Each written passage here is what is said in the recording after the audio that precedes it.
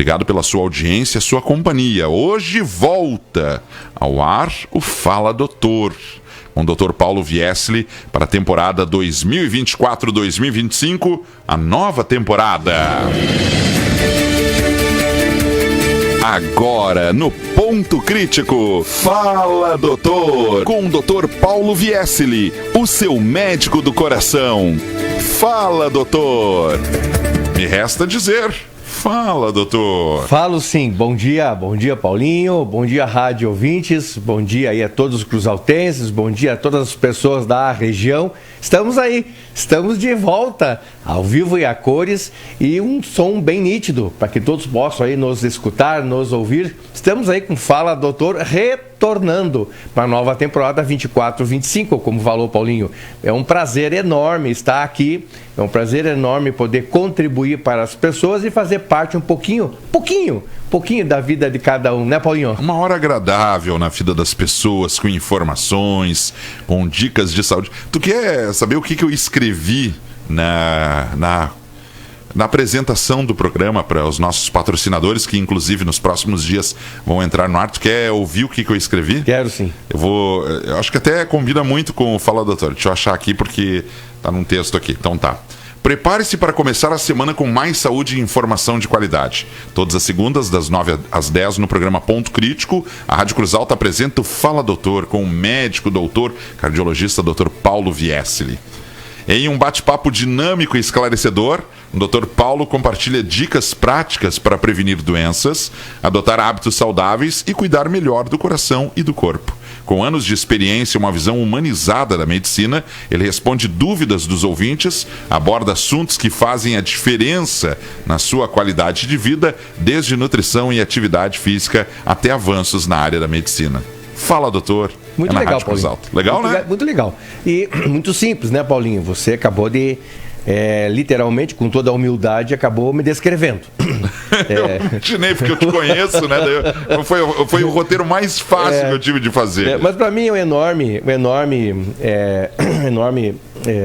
prazer estar aqui, Paulinho, porque nesses meses que eu estive fora do Fala Doutor, eu pude, ao visitar as casas das pessoas, que eu tive que sair do programa por questões da lei eleitoral, né? As pessoas sabem que eu sou vereador até dezembro agora, finalzinho.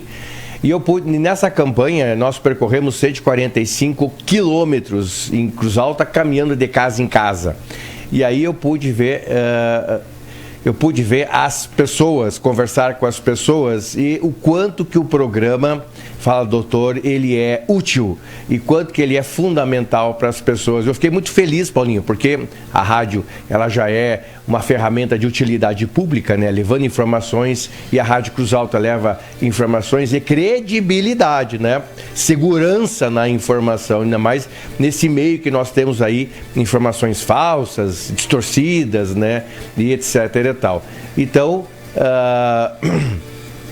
conversando com as pessoas e vendo as pessoas, elas me contavam o quanto que o Fala Doutor interferiu positivamente na vida das pessoas, né?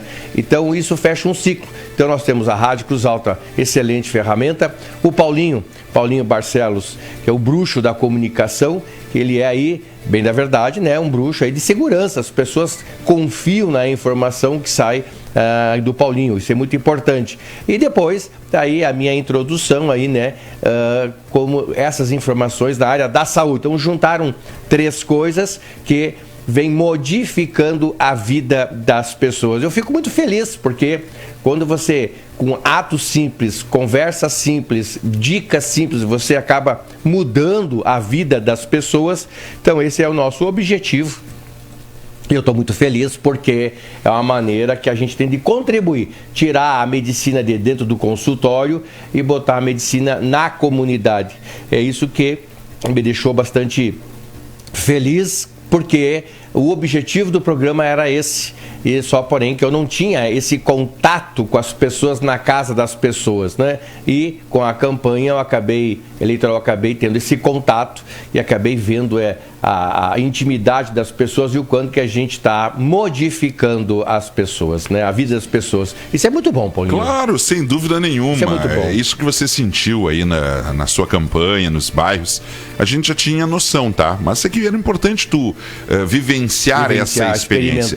Eu adoro muito a volta da temporada 2024-2025 do Fala Doutor, que confesso que a responsabilidade de já não ter começado em novembro foi minha, devido aos... Todo mundo sabe que eu sou um cara bem atarefado em termos de jornalismo, tenho poucos horários, o pessoal já conhece, sabe que eu trabalho muito sério e trabalho bastante, todo mundo já sabe disso. E demorou um pouquinho, né, para voltar, mas voltou. E essa volta do Fala Doutor é aquilo que eu disse para vocês desde o início, que não era um projeto político, e sim um projeto de medicina e humanização, entendeu? O Dr. Paulo veio aqui não por ser vereador.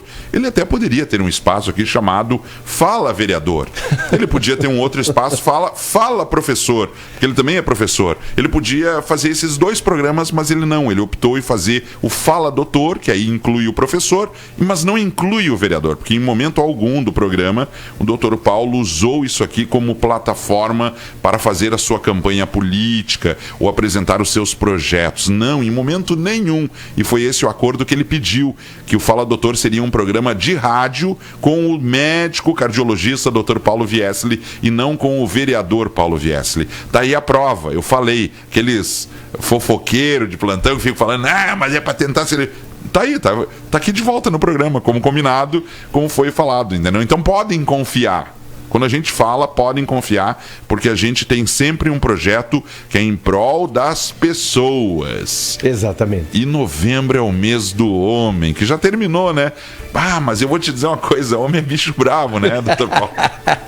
É bicho bravo para se cuidar, né? É assim, tanto é, Paulinho, que em média os homens vivem de 10 a 15 anos a menos comparado com as mulheres. Vocês podem ver, a maior parte das pessoas nos seus bairros aí tem as viúvas e dificilmente tem um viúvo, né? O que mais tem são viúvas, né? Por quê? Porque os homens morrem mais cedo. E por que os homens morrem mais cedo? Por quê? Porque os homens não se cuidam, né? Além de não se cuidar, os homens aí então têm hábitos ruins. Eu optei por trazer esse tema porque passou Novembro Azul e nós não conversamos nada sobre Novembro Azul. Claro que também teve o Outubro Rosa, que é de prevenção de câncer de mama da mulher. Mas o homem, eu optei por falar mais do homem, porque o homem é um bicho triste. É um bicho que não se cuida, é um bicho teimoso, muito teimoso. Muito teimoso. Muito teimoso, né? Tem a questão do machismo, né? A questão do machismo, que tem esse aspecto cultural que o homem, ele tem que ser forte, ele não pode chorar, ele tem que prover a casa, ele tem que arrumar dinheiro, ele tem que trabalhar feito um condenado. Então tem esse aspecto que faz com que o homem, ele se afaste do seu autocuidado. Então ele cuida da casa, cuida da família, cuida da prole, mas não se cuida. Aí soma-se a isso excesso de trabalho e, para piorar, nós temos aí então o hábito do cigarro, o hábito aí de comer demais e são barrigudinhos, são pançudos, sedentários e ainda tem aqueles que não bebem, tem aqueles que exageram na bebida alcoólica, né? E ainda tem aqueles que tem tudo, né? Que são barrigudinhos, que fumam, exageram na bebida, são sedentários, estressados, trabalham demais. Então isso tudo traz aí uma piora para a saúde do homem, e isso é nítido, já é comprovado, isso é nítido. Por que então que o homem morre mais cedo? Por questão do perda do autocuidado. Por quê? A saúde está aí, as estratégias da família estão aí, os médicos estão aí, as orientações estão aí, está tudo aí, está tudo à disposição. Por que o homem, então, ele não aceita, né? Não aceita ser melhor cuidado ou ser o autocuidado? É uma questão cultural. O homem é forte e o homem tem essa mania de dizer, não, comigo não vai acontecer nada, eu sou homem, eu sou forte, comigo não vai acontecer nada, e vão tocando, de repente as coisas acontecem. E eu gostaria de falar com vocês aqui 2 temas bem importantes em relação aos homens, tá? Mas antes disso, você que está aí nos escutando em casa, você que está aí fazendo o seu almoço, né, já ajeitando as roupas para lavar, quem tem aí secador em casa, aí que o dia de chuva fica ruim lavar roupa, mas enfim, você que está fazendo o almoço, ajudando as crianças nos temas, você que está arrumando a casa, você que está aí até tomando um chimarrãozinho aí, nos escutando, né? Então isso é muito importante esse contato que nós temos aí novamente, né? E eu quero trazer 2 temas para vocês em relação ao homem. O primeiro é o câncer de próstata, tá, gente? O câncer de próstata, que é o segundo maior câncer de incidência no homem, tá? O primeiro é câncer de pele, tá? E o segundo, então, é o câncer de próstata. Por isso que a gente tem que ver essa questão aí de prevenção de câncer de próstata, tá bom? E o outro assunto que eu quero trazer também em relação ao homem é impotência, né? O homem chega na hora H e não acabou, né? Por que eu quero trazer esses 2 assuntos juntos? Porque esses 2 assuntos juntos, eles são muito... A prevenção é muito parecida. Né? São coisas bem interessantes. Então, assim, para prevenir o câncer de próstata, mais ou menos por ano, no Brasil, nós temos aí uma média, segundo o Instituto Nacional do Câncer, nós temos uma média aí de 71 a 72 mil pessoas com câncer de próstata por ano no Brasil, né? Alguém vai dizer, mas o Brasil tem 200 milhões, 220 milhões de brasileiros. O cara vem dizer aí com uma incidência de 71, 72 mil pessoas ano. Gente, isso é muito, tá? É muito. E se é algo prevenível, por que não prevenir? Porque depois câncer é câncer, você sabe aí que a coisa aí é complicada. Então, quais são os fatores de risco para câncer de próstata, né? Os fatores de risco é incrível, né? Vamos lá. Acima de 60 anos, quanto maior a idade, maior é a incidência de câncer de próstata, né? Mas o câncer de próstata pode também atingir homens mais jovens, tá? Homens com 45, com 40 anos também pode. É mais difícil, mas também pode. O mais usual é a partir dos 60 anos. Quanto mais velho, maior é a incidência. Sedentarismo é o segundo ponto. Lá vem eu de novo falar de sedentarismo. Incrível. O sedentarismo, gente, está relacionado a qualquer tipo de câncer. Por isso que o exercício físico, ele previne qualquer tipo de câncer, tá? Não é só as doenças do coração que o exercício físico previne. Ele previne todo e qualquer tipo de câncer, o exercício físico, né? Então, o sedentarismo é uma causa bem importante. A idade, sedentarismo, obesidade. Quanto maior a obesidade, maior a incidência de câncer. O uso do tabaco, obesidade eu digo principalmente na barriga, tá? Os barrigudinhos aí, né? Lembrando que o homem tem que ter até 94 centímetros na barriga e a mulher até 80 na altura do umbigo, né? A pessoa que tem uma barriga grande, ela tem que se considerar doente, ela tem que se tratar, né? Essa é a verdade. Eu não vou dizer que é doença, mas ela... Mas reflete em tantas doenças? Reflete em todas as doenças. Seria o processo inflamatório que é a gordura? Sim, exatamente. É isso? A inflamação evolui, é isso? Isso, exatamente. Então o que o Paulinho está me cutucando é o seguinte, a gordura, do modo geral, o excesso de gordura, principalmente na barriga, tá, gente?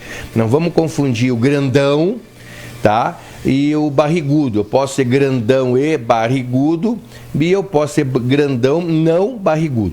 A grande quantidade de gordura na barriga, ela causa inflamação interna, tá? Ela causa uma série de alterações fisiológicas lá no nosso interior do nosso organismo, e ele acaba então deixando o nosso organismo mais inflamado. tá, por dentro. Essa inflamação gera aumento de colesterol, aumento de triglicerídeos, diabetes, hipertensão, acelera doenças do coração, acelera doenças do cérebro, faz piorar os rins, tá? E, obviamente, então, ele é carcinogênico, ou seja, ele gera cânceres, ele gera câncer de todos os tipos, né? Então, há uma forte relação de cânceres com obesidade, uma forte relação. Então, isso é algo que a gente chama. E ainda tem a questão aí do excesso de álcool, tá? Quando a pessoa abusa no álcool. Eu não estou falando aqui de alcoólatra. O alcoólatra é o doente, aquele que é viciado em álcool, ele já tem a doença alcoólatra. Eu estou falando do aquele que é etilista, que usa abusivo de álcool, que ainda não é alcoólatra, mas ele usa demasiadamente o álcool, né?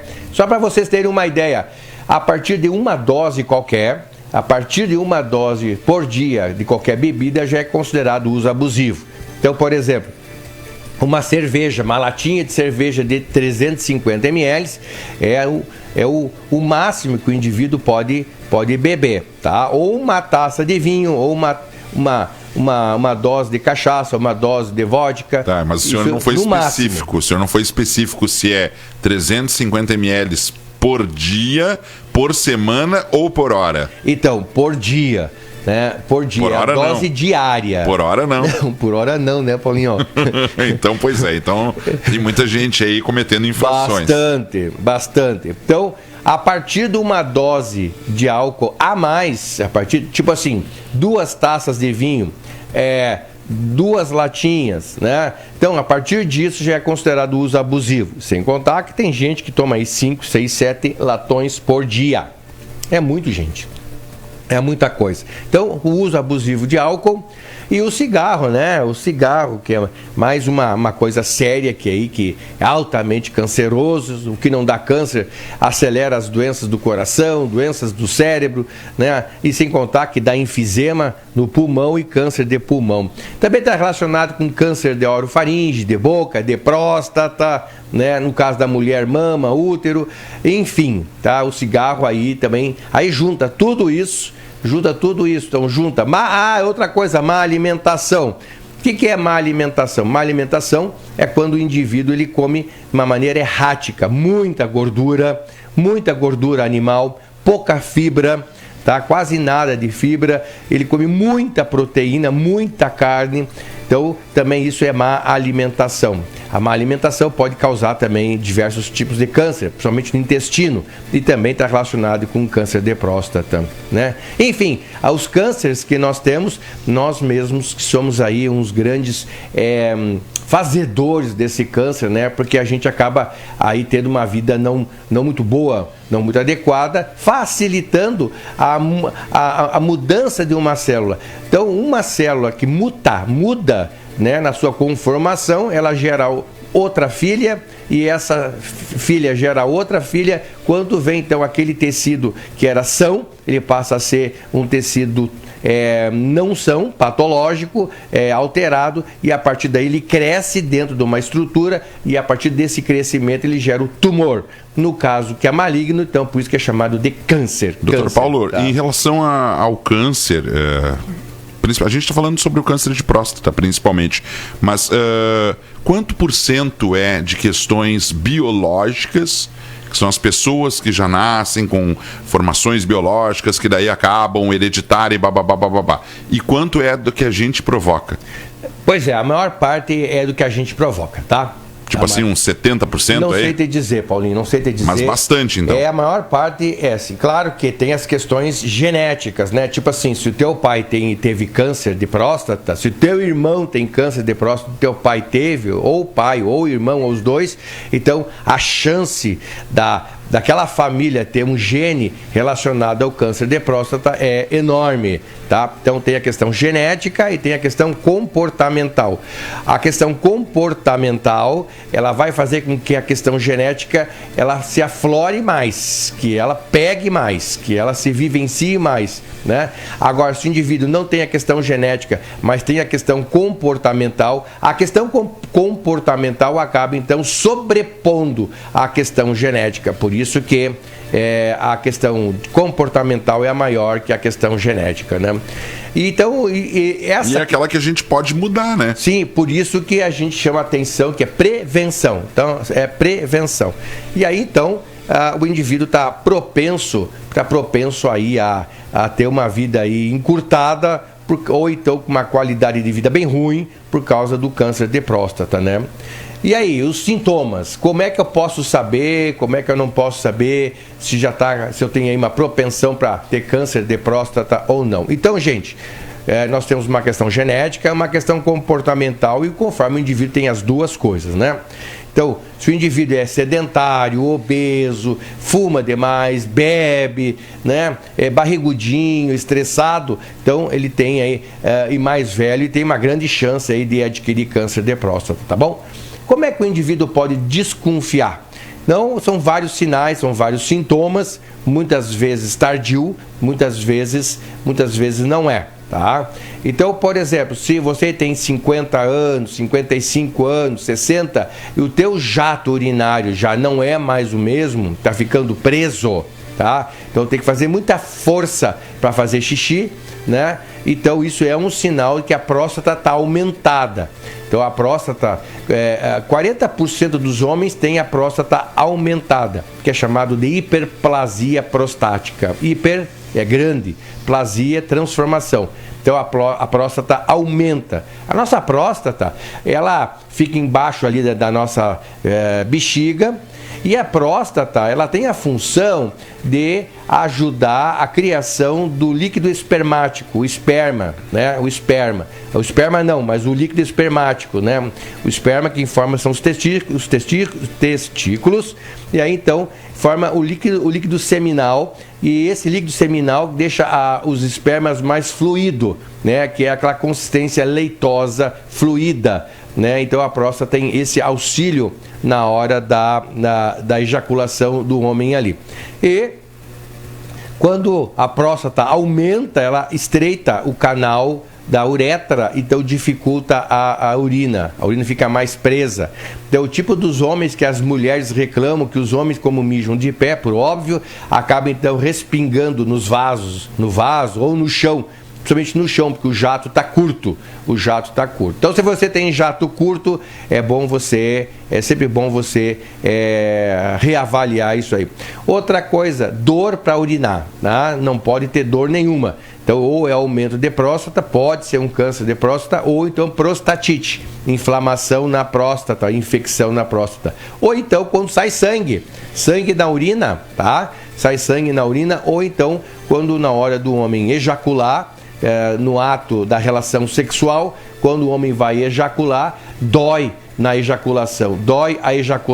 Então, também é um sinal que não está bem, tá? Então, a urina tem que ser um jato forte, o xixi tem que ser forte, não ficar aquela molhaceira no vaso, não tem que ter dor nenhuma, nem para urinar, nem para ejacular, não tem que ter sangue nenhum na urina ou no esperma, tá? Não pode ter sangue nenhum. Então, isso são sinais que não estão bem. É um sinal que não estão bem. Mas, por um outro lado, você não precisa esperar que dê sangue na urina, ou não precisa esperar esses sinais que eu falei. Para isso que tem a prevenção, os exames preventivos, tá? Então, na consulta com o médico da Estratégia da Saúde de Família, que tem bastante habilidade para isso. Então, muitas vezes a gente faz aí o pedido de exames de sangue chamado PSA, tá? Que é o antígeno antiprostático, né? Se tiver muito aumentado, é um sinal que nada está bem na próstata, pode ser infecção, a hiperplasia, o aumento, e em últimos casos aí pode ser câncer também, tá? Então, na verdade, o homem deveria, a partir de uma certa idade, incluir na sua lista de exames anuais o PSA. A partir de 50 anos. Eu já acho que tem que ser a partir de 45, porque eu já vi gente jovem com câncer de próstata. Tem que cuidar, né? Não dá para deixar aparecerem os sintomas. Exatamente, né? Tem que cuidar. Então você pode pedir o PSA, né? Que é um exame que o Sistema Único de Saúde providencia, paga, tem, tá? Também tem o toque retal. E esse aí ninguém gosta. Que aí há controvérsias, né? O toque retal, porque por ser o ânus, tem toda essa celeuma em relação ao ânus, tem toda essa esse preconceito em relação ao ânus, né, que o homem vai perder a masculinidade tocando reto. Claro que não, né? O homem que é homem não vai perder nada. E ele é eficiente, ele é melhor que o PSA? Não, tem não comparativo? Não é. Assim, não é. Não é melhor, não. O toque da próstata é segundos, tá, gente? É 1, 2, 3 segundos, tá? É rápido. E o homem, o médico, ao tocar a próstata, ele percebe se ela tá, se a consistência dela tá boa ou se não tá com uma consistência dura.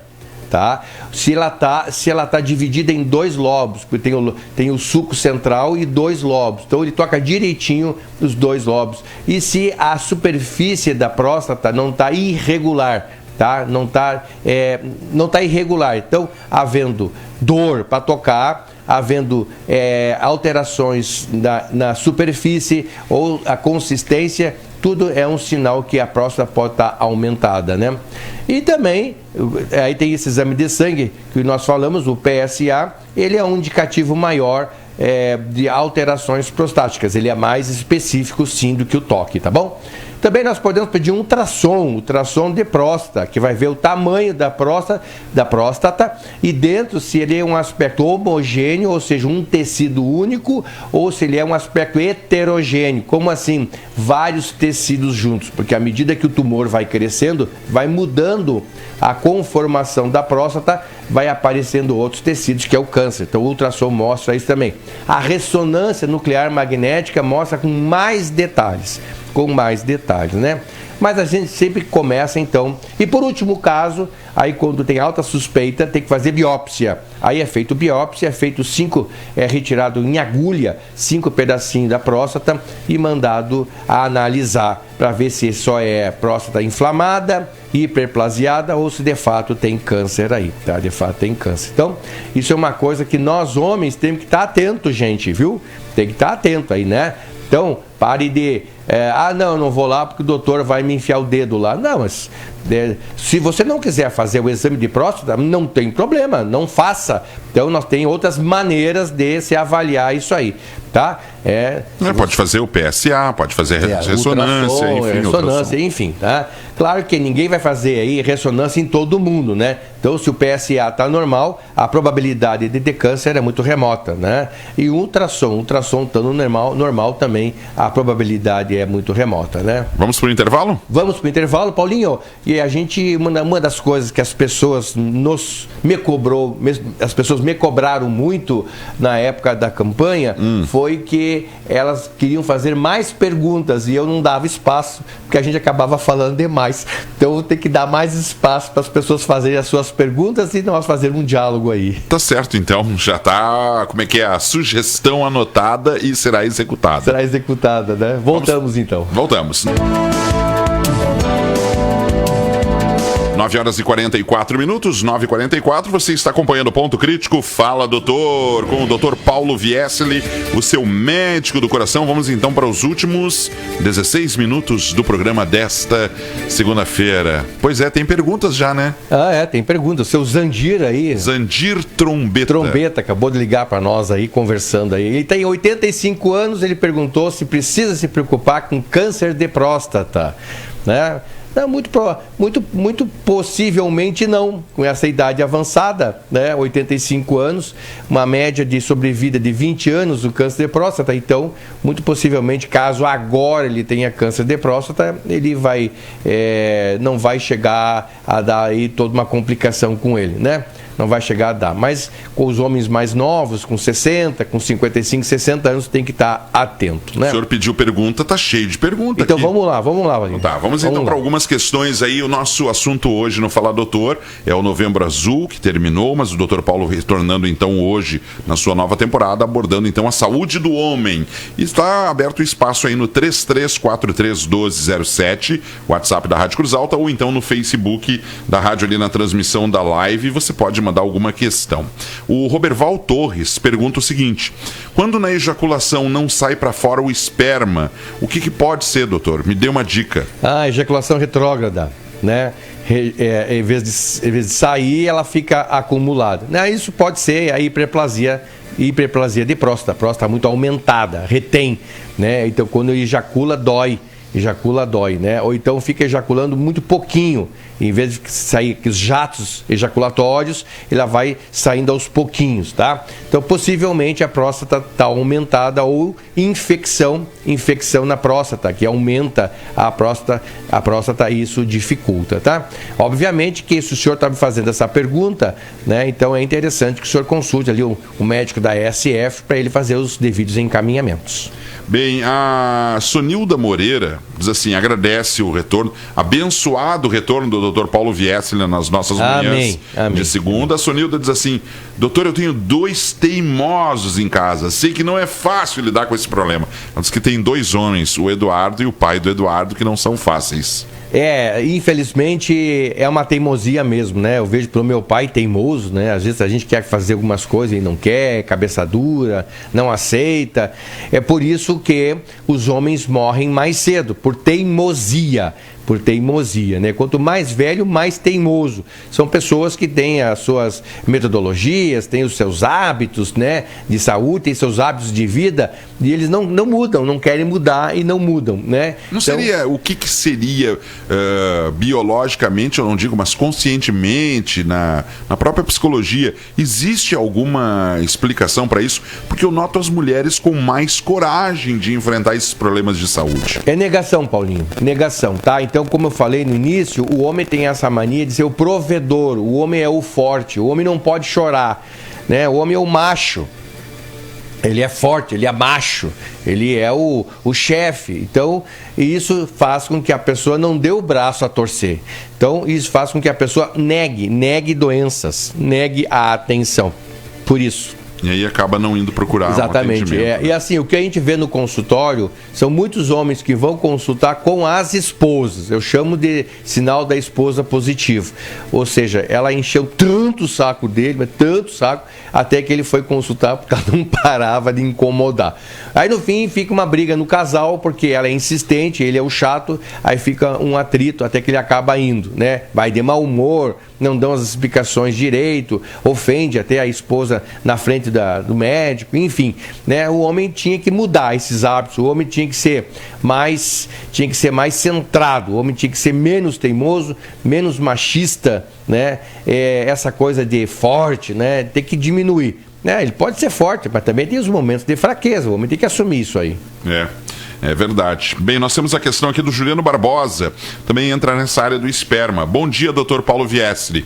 A diminuição no esperma na idade de 50 anos é normal ou pode ser sinal de algo errado? É normal, tá? Normal, porque não faz muito sentido um homem a partir de 50 anos está com os níveis de testosteronas elevados comparado com um homem de 20 anos, e também não faz sentido um homem de 50 anos ter a mesma quantidade de esperma do que um homem de 20, tá? Não faz sentido, né? Não faz sentido. Então é normal diminuir sim, tá? É normal diminuir sim. E à medida que vão diminuindo as relações sexuais, também vai diminuindo a produção, tá? Vai diminuindo a produção. Por que não faz sentido? Porque espera-se que um homem de 20 a 30 anos, que ele espera que ele seja pai, que seja reprodutor, tá? Então, um homem de 50 anos, 60 anos, não é mais natural que ele seja pai, né? Ou que ele vai constituir uma família. Então, isso não é... Não que não possa, né? Não que não possa, mas não é mais tão natural, né? Não é tão natural. E levando em consideração, tá? Que quanto maior a idade... para se ter um filho, maior são as chances dessa criança nascer com problemas, tá? É por isso que não é adequado homens velhos ter filho, tá? Isso já está bem provado, mesma coisa que as mulheres, né? Além de ser o risco da mulher, a probabilidade da criança nascer com problemas é enorme. Mais alguma pergunta, Paulinho? Tem mais alguns recados aqui, o pessoal está insistindo que eu fale, né? Não faça só a pergunta, mas fale. A Fátima Albuquerque está lhe mandando um abraço, dando bom retorno ao senhor, dizendo que indica a academia do professor Daniel, que ela frequenta, e mandando um abraço para todo mundo. Então tá bom. Fátima, um abraço para você. Você está lendo pensamentos, a Fátima aqui, né? Um abraço para você, obrigado por Eu já participar. falei que a gente transmite em várias frequências e o pessoal pega as frequências. E um abraço pro Daniel, né? Lá no espaço Saúde e Condicionamento, que ele tá lá. Eu tô fazendo academia com ele é meu personal e ele vem me colocando nos eixos, porque com essas eleições aí eu fiquei 6, 7 meses parado, engordei. O senhor não fez atividade física, mas correu aí, né? Igual. Corri bastante, caminhei bastante. Mas não é a mesma coisa, Não né? é a mesma coisa. Por quê? Né? Porque, Paulinho, assim, o corpo humano são 3 dimensões. A dimensão muscular, a dimensão de articulações e a dimensão aeróbica, né? Então, a atividade cardíaca, né? A atividade aeróbica é uma caminhada, natação, né, corrida, bicicleta, jogo de futebol, jogos no modo geral, isso dá a questão aeróbica, né? Potência para o coração, né? A musculação, ela vai nos deixar os nossos músculos rígidos, né? E evitar a atrofia. Evitar a atrofia, porque a gente vai atrofiando, vai perdendo massa muscular. Então a musculação mantém a musculatura, né? E alongamentos, né? Justamente para deixar as nossas articulações em dia, porque a gente vai perdendo a angulação das articulações, vai ficando encurtado. E isso diminui qualidade de vida. Para subir uma escada, para ficar com um pé só, para levantar, para deitar, para sentar, né?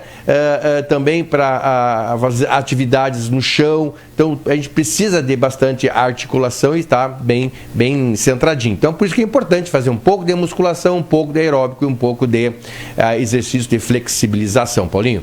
É verdade. Dr. Paulo está falando e a gente está ouvindo. Fátima Sartori, muito bem-vindo, doutor. Obrigado. Vera Kramer também, abençoada semana para o senhor, seja bem-vindo. Muito obrigado. Roseli Carvalho também, bem-vindo, doutor. Nair Vitoriano, que bom, o doutor está de volta. A Alda, coisa boa, já estou ouvindo. Coisa bem boa, digo eu, né? Com essas pessoas faceiras, a gente fica faceiro, né, Paulinho? O Jonatas também está dizendo que esse programa abençoado voltou, muito contente por isso. É muito bom. E o último recado que eu quero dar antes de encerrar o programa... Ainda tem 7 minutos, vai. Temos 7 minutos, né? Então, o último recado que eu quero dar, ainda pegando esse resto de Novembro Azul, né? Para falar sobre impotência masculina, né? Paulinho, acima de 40 anos, metade dos homens tem algum grau de impotência masculina, né? Ou ejaculação precoce, ou na hora H o bicho não levanta, ou o bicho levanta, mas na metade da relação ele amolece, né? Ou então as pessoas têm dificuldade para ter o orgasmo, a ejaculação, né? Isso é muito sério, isso aí. Então, e é muito comum, né? E é muito comum, imagina, a partir de 40 anos, mais da metade, Paulinho, né? Mais da metade. É muita gente, né? E pega um homem de 45 anos, um homem de 50 anos, é novo, praticamente é um homem novo, né? E já tem problemas de ereção. E muito interessante, Paulinho, esses problemas de ereção, tá? Problema de impotência masculina, tanto ejaculação precoce, ou não levanta na hora H, ou levanta, mas ele fica na metade da relação sexual, ele diminui, fica mole, ou então ele levanta meia boca, fica uma ereção meia boca, né? Fica uma coisa não satisfatória, né? Ou não consegue ejacular, demora para ejacular, não consegue. Então, tudo isso, dessas alterações da impotência, está relacionado com o quê? Tudo isso é altamente prevenível, tá? E tudo isso dá para resolver. De que maneira? É só tirar os interferentes. Quais são os interferentes? Vamos lá. Sedentarismo. Olha aí, vem eu de novo com o sedentarismo. De novo com o sedentarismo? De novo. E o homem que faz exercício físico já está provado que a ereção é melhor. Obesidade, principalmente os barrigudinhos. Lá vem eu de novo com os barrigudinhos. Ou então o homem que fuma, tá? O homem que bebe demais, ou o homem que é estressado demais. Então, e tem homens que são tudo isso junto. né? Que bebe, fuma, estressado, sedentário, barrigudinho. Então, na hora H, na hora H, em média, mais ou menos por semana, varia muito, tá? O ideal não, a natureza de cada um é a sua própria natureza. Então, em média, 2 a 3 relações sexuais por semana, tá? Claro que quando o indivíduo é mais jovem, né? Então ele está mais afoito, os hormônios são muito mais, os níveis hormonais são maiores, então o homem tem mais desejo, por isso então que é muito comum aí que os casais jovens eles namorem e transam aí quase todo dia, ou até às vezes mais que uma vez por dia. À medida que vai envelhecendo, o casal vai amadurecendo, então eles vão optando por uma qualidade da relação sexual em vez da quantidade. Então, 1, 2, 3 vezes por semana. Tem casais que é a cada 15 dias, né? Então depende muito da dinâmica do casal. Quanto mais jovem, mais vezes. Quanto mais velho, mais qualidade. Mais qualidade. Porque aí é mais satisfatório. Dica, né? Uma boa dica. Porque aí é mais satisfatório. A descarga orgástica é maior. Mas, doutor Paulo, tem uma coisa que me chama muito a atenção, o senhor deve saber mais até do que eu, em relação ao número de jovens adultos com problema de impotência. Bastante. Não seria o abuso da bebida, Sim. das drogas e outras coisas? Questão aí de bebida, cigarro e estresse. Estresse, tá? Porque, Paulinho, eu tenho uma coisa que eu gosto de falar assim, ó. Quando o homem pensa demais com a cabeça de cima, sobra pouco para a cabeça de baixo. Mas também quando ele usa demais a de baixo, a de cima sofre consequências seríssimas. Né? Sim, tu falou bem, usa demais, né? Nada usa que demais é bom, né? Não nada ser dinheiro. Nada demais. Há controvérsias. Também. Há controvérsias. Mas por que esse estresse? Podia ser o assunto do próximo programa. O que o senhor acha? Pode ser. Nós conversar um pouquinho, porque o estresse está chegando. Agora, por exemplo, entra uma época que é muito legal. As crianças amam muito, que é o Natal. Muitos adultos também amam o Natal, ficam mais felizes e tal. Mas uma carga da sociedade fica tensa, nervosa. Eu não gosto do Natal. E ficam correndo não cumpriram o ano inteiro as metas, chega agora quer cumprir e tal. Não gosto do Natal, mas nós podemos conversar isso no próximo programa, né? E voltando um pouquinho... Por que o senhor não gosta do Natal? Nós vamos conversar isso no próximo programa, porque eu acho muito melancólico, tá? E também acho assim, ó, um desvio, um desvirtuamento da mensagem crística. Entendi. Né? Então, não tem essa... Não, muda-se muita coisa, né? Então, se você, voltando para a impotência, né, gurizada, vamos se cuidar aí, né? Então, assim, em primeiro lugar, a gente, para transar, ambiente adequado, né? Bem, no calor ar-condicionado no mínimo, né? Vai no verão, né? Exatamente. Tem casais que transam menos no verão por causa do calor, né? Sim.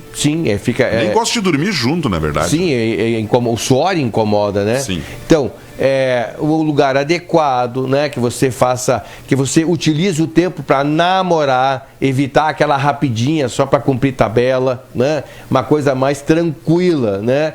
Fazer exercício físico, beber com moderação, de preferência não fumar nada, tá? E emagrecer e boa alimentação. Gente, os melhores alimentos para melhorar a potência sexual é a natureza, frutas, legumes, tá? Bastante fibra, isso é uma coisa muito boa. Então, à medida que você vai emagrecendo, à medida que você vai fazendo exercício, bebe com moderação e deixa de fumar, a tua potência sexual ela volta para o normal de cada um, tá? Cada um tem a sua normalidade. Ela volta para o normal, né? E ocorre então a satisfação sexual. Mesmo porque, Paulinho, os homens têm muita vergonha de falar esse assunto, tá? Pode ver, dificilmente um homem vai chegar assim, ontem eu tentei e neguei fogo, ontem não deu. Os homens são machos. Nunca esse assunto, numa conversa de bar, nunca vai entrar essa pauta. Nunca vai entrar. Os caras podem passar o dia inteiro bebendo e conversando sobre... Ele vai até entrar como receitas de bolo e outras coisas, mas não vai entrar nesse assunto. Vai entrar nesse claro assunto. Claro que não é óbvio, né? É vergonha, né? Por causa do machismo estrutural moral, cultural e estrutural. Saia desse machismo, saia desse preconceito, né? E para você ter uma vida melhor.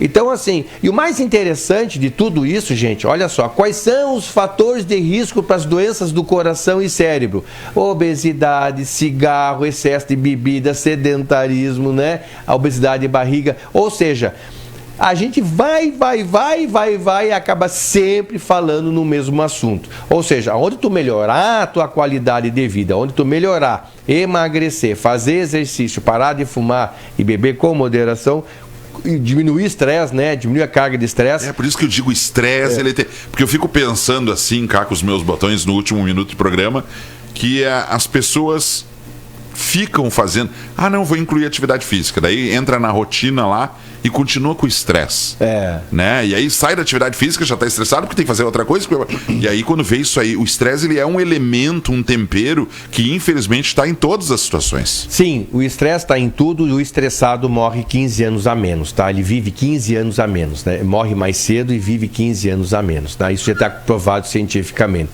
Então, pessoal, se você não quer cuidar do seu coração, cuide do seu pinto. Né? E tem que cuidar, porque isso aí ajuda muita gente a se relacionar, né? Sem exatamente, né? Então diminui, imagina a pessoa com 50 anos que não consegue mais transar, fica nervosa, ansiosa, fica até depressiva e não procura ajuda. Então se você aí está na sua casa, você que está nos escutando, né? Que está quietinho nos escutando, então se você está com dificuldades de ereção, tanto para iniciar quanto para terminar, tem ejaculação precoce ou não goza, né? Não tem ejaculação, procure ajuda.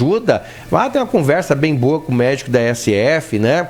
Uma conversa bem boa, né? E procure ajuda. E comece a se autoajudar, né? Melhorando a alimentação, diminuindo barriga, fazendo exercício físico, se fuma, pare, pelo amor de Deus. E o Sistema Único de Saúde, o SUS, tem remédio para parar de fumar nas estratégias de saúde de família. Tem remédio, só você querer. E beber com moderação. Eu acho que nosso tempo esgotou. Terminou. Né? Então, terminou. Meu, muito rápido. Eu tenho mais uma questão aqui, posso falar? Pode falar. O repórter Fábio Marangon, vem bomba aí, tá? Ai. Ele botou assim, kkkk, pronto. Psicóloga pro doutor, ele não gosta do Natal. Não, eu adoro o Natal, tá? E não tenho trauma nenhum. Sempre tive uma infância muito feliz, com pinheirinho, com presente, com família. Sempre tive todos os componentes. Mas é que, do ponto de vista espiritual, eu sou muito sensível, né? E aí desvirtua mesmo, isso, né? Exatamente. Tem muita gente que fica melancólica pela... Exato. Aquelas músicas de Natal, aquilo é uma melancolia, eu não gosto. Tem gente que gosta, eu não gosto. Menos a Mariah Carey, que é pra cima, né? Então, o que eu faço no nosso Natal lá em casa? A gente janta em família, a gente reza, a gente conversa, a gente janta, se diverte e a gente não traz aquelas coisas negativas do Natal. É isso aí.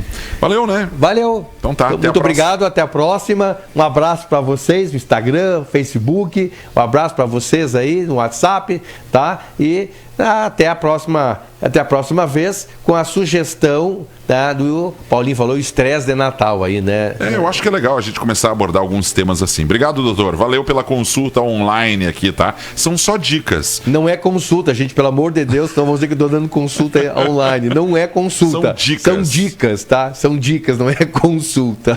Tá certo. Então não Um abraço, pessoal. Um abraço. Até segunda que vem. Fui. 10